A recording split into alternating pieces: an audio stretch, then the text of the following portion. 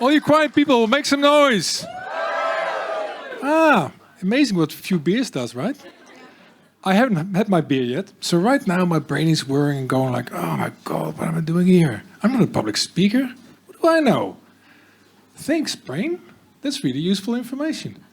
That's what I'm going to talk about today, because this is the stuff that makes us go quiet. I'm a video producer, and I've been interviewing people for 20 years, and they go to pieces in front of a camera. And as a result, 97% of us don't tell our story, and only 3% does. So what is going on there? The reason why we're quiet is shame. We worry about how people perceive us. We worry about being laughed at or ignored. And as a result, only 3% of us shape everything we know, everything we see, everything we hear. So we shrink, we become smaller people. And as a result, we've created this situation where we think that 3% of the population has all the impact.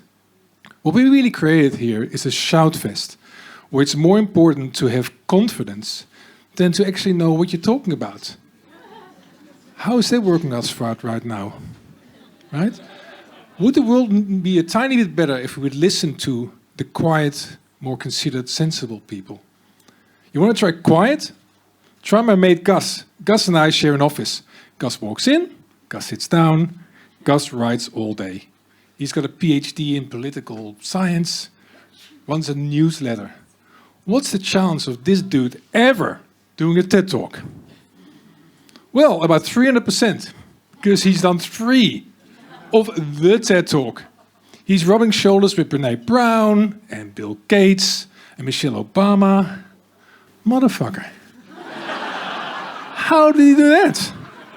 So I said, Gus, would you like to be on my podcast? I don't have a podcast. I sit him down, I interview him, and I went like, look, dude, what is wrong with this world where quiet, sensible people like you have so little influence? And the loud ones make all the decisions. He said, dude, you have the wrong perspective here. Social media creates the illusion that loud people have the most impact.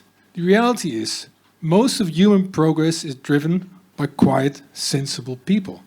We just don't hear about it. We don't hear the story. And here's why. Communicating for quiet people is a bit like going to the gym. It's a pain in the ass. You make a huge amount of effort, gets a bit better, and then it becomes a habit. And that's all good and well, but the problem is impact. Because you start communicating and nothing happens.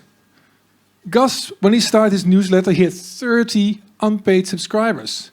Years later, he got to a few thousand. But then Ted called. Now he's got 60,000 subscribers, and most of them are paid. Right? So what you need as a quiet person is an enormous amount of persistence. The problem with quiet people is that they give up too early before they have any impact. Here are 3 things to know to get started communicating as a quiet person.